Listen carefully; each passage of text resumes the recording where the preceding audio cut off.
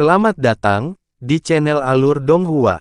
Sebelum menonton, silahkan subscribe, biar Mimin tambah semangat update-nya. Kamu tidak bisa memutuskan hidup dan matiku.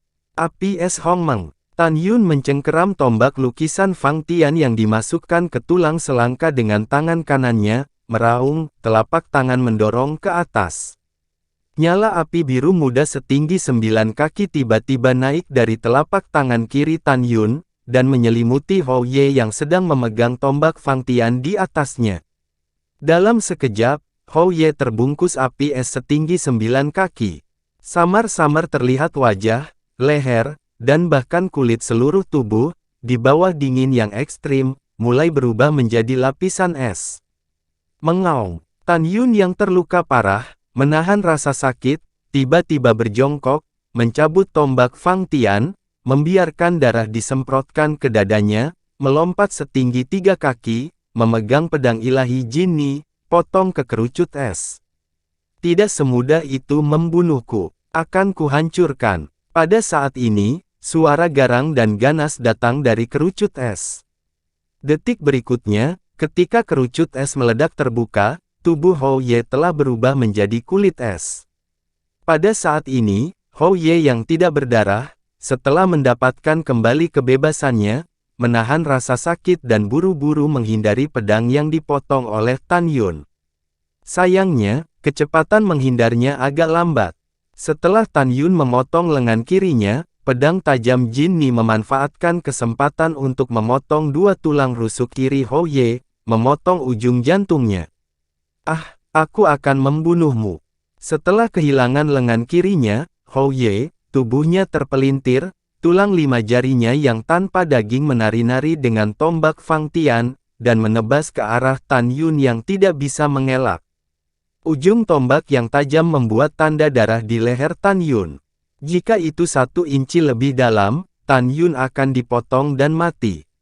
Setelah Tan Yun mengelak, matanya merah, dia terbang, dan dengan pukulan backhand, dia memotong 2 jari tangan kiri Hou Ye yang memegang tombak Fang Tian.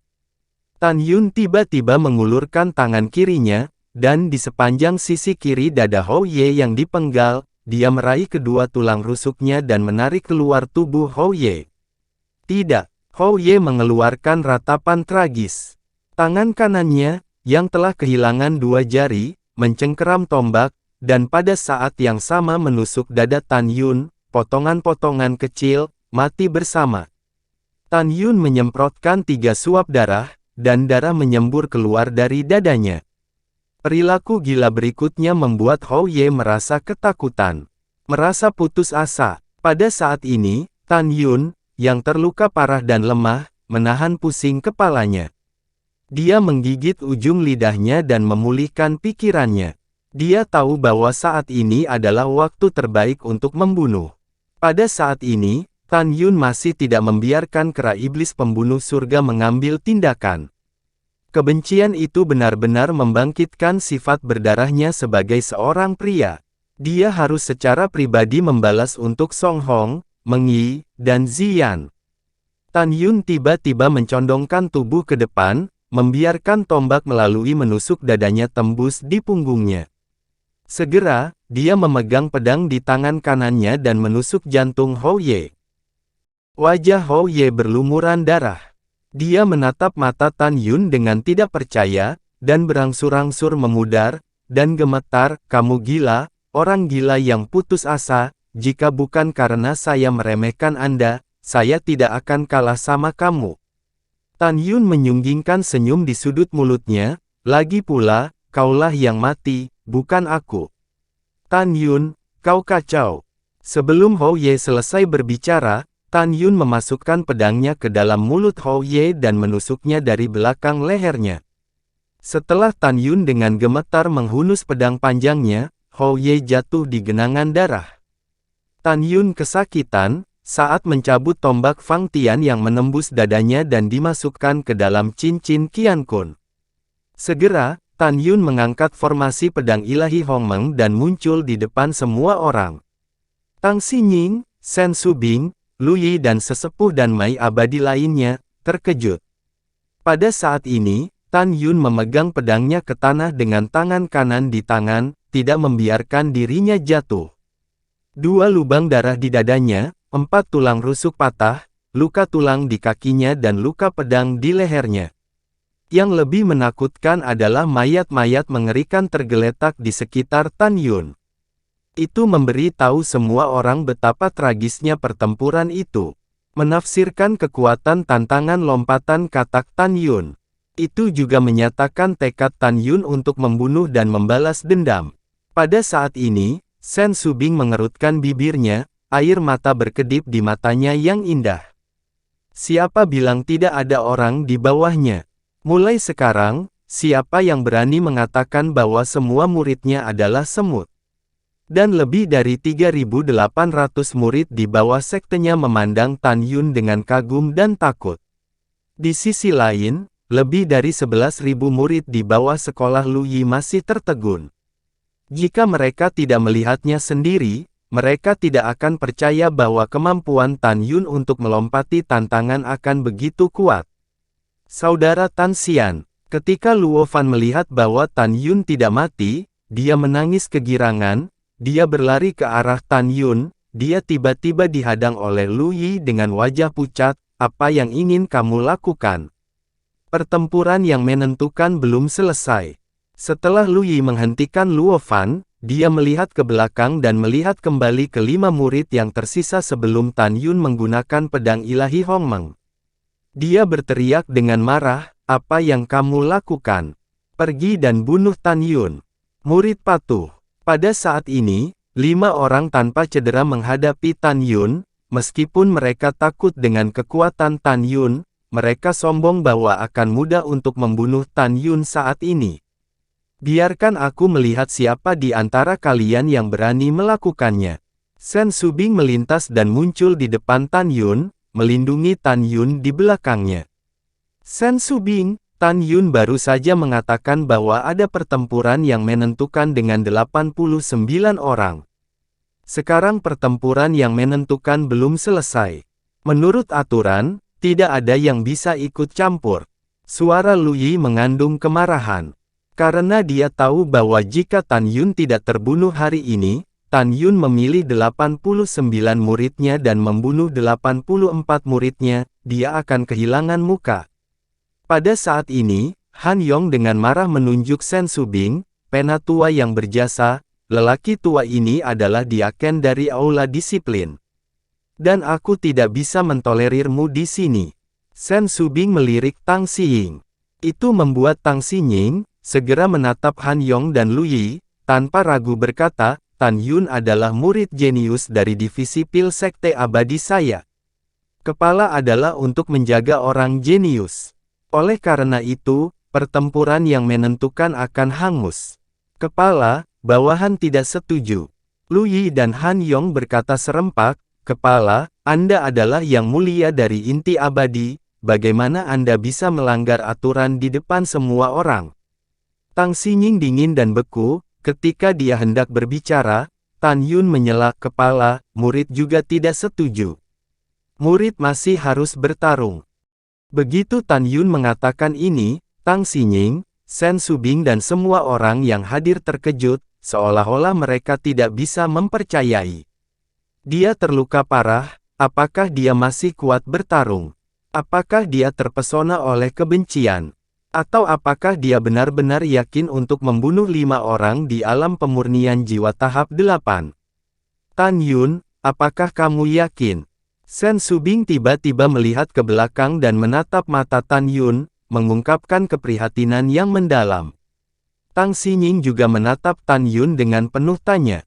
Adapun Lu Yi dan para tetua lainnya, Han Yong dan semua diaken, diyakini bahwa Tan Yun mencari kematian sendirian. Murid dari tetua keempat Lu Yi berkata bahwa pikiran Tan Yun rusak. Untuk menyelamatkannya, Sen Subing dan Tang Xiying tidak ragu untuk mengambil risiko melanggar aturan di depan umum, tetapi dia masih harus berjuang hidup dan mati. Ada lebih dari 3.800 murid di bawah sekolah Sen Subing. Meskipun mereka tidak ingin Tan Yun mengambil risiko lagi, mereka juga memiliki niat yang sama, semoga Tan Yun menang. Membalas dendam di pintu yang sama, dan memperbaiki nama, dan memberitahu semua orang bahwa di antara pintu yang sama di bawah para tetua yang berjasa, ada juga para jenius yang melompati tantangan. Tan Yun melirik mata kompleks Sen Subing dengan kerinduan, harapan, dan kekhawatiran dari rekan-rekannya. Kemudian, melihat Sen Subing di depannya, dia mengucapkan setiap kata, murid pasti akan bertarung. Seberapa yakin, Sen Subing masih khawatir. Tidak peduli berapa banyak, murid harus membunuh mereka untuk membalas dendam. Suara Tan Yun nyaring dan kuat.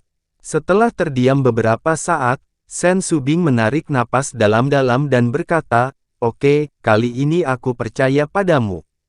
Setelah itu, Sen Subing kembali menatap Tang Xinying, kepala Tan Yun berkata untuk bertarung.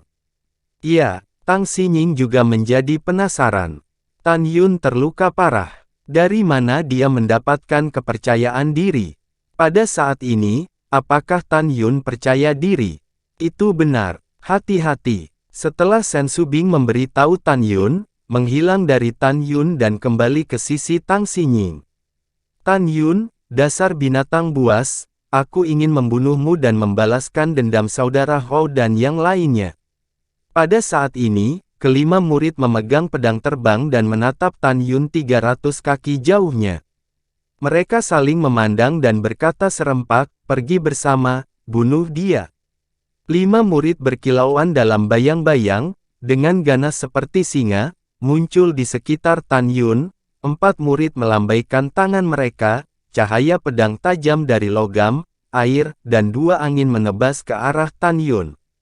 Murid terakhir mengangkat lengan batu gioknya, dan segera, kekuatan tanah coklat tebal di seluruh tubuhnya bergulir, menutupi langit dan menutupi matahari, dan mengembun menjadi 300 gunung Zhang di langit. Gunung yang dipadatkan oleh kekuatan bumi menabrak Tan Yun. Pada saat ini, mereka berlima tahu betul bahwa mereka tidak boleh mendekati Tan Yun, mereka harus membunuh Tan Yun melalui serangan jarak jauh.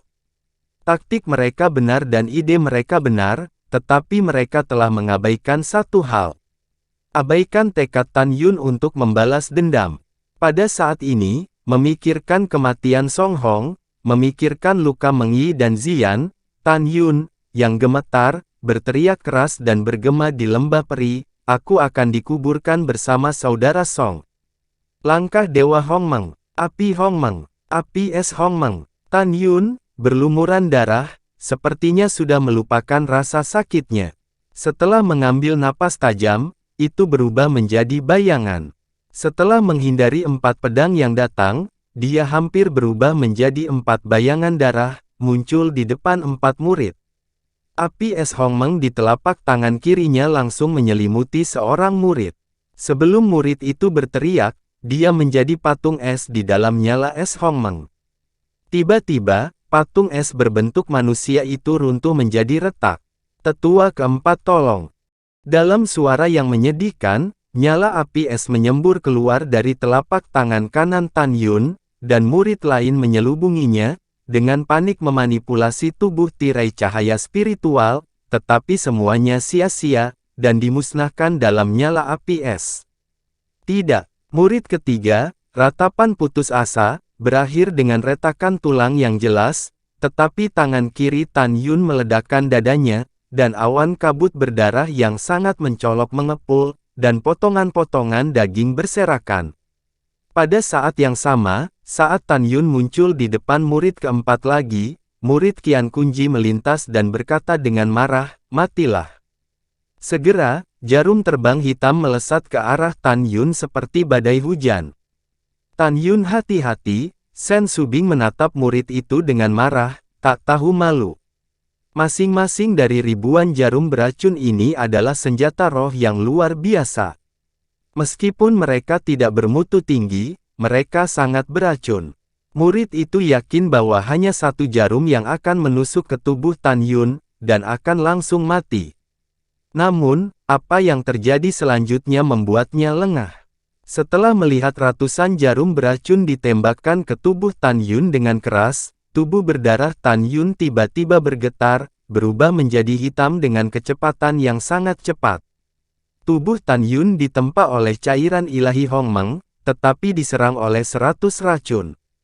Meskipun tubuhnya hitam saat ini, dia tidak terpengaruh sama sekali. Mati. Tubuh Tan Yun bergetar tiba-tiba.